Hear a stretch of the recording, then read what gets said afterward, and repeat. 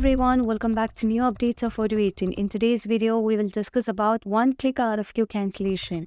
So it's a feature that allows the users to quickly and easily cancel RFQs with a single click, and this can be particularly useful in a situation where RFQs are no longer needed. So let's dive into the purchase module, and here you can find the RFQs, and now let's filter the RFQ. So as you just move on to the filtration, here you can just group by vendors with the RFQs, and you can find all the RFQs of different vendors. Now, as you just unfold all these, you would be able to find the number of RFQs that are available for each of these vendors. So if you want to cancel all these RFQs in a single click, you can enable this field so that this would select every RFQs, and here you can find that an button called cancel.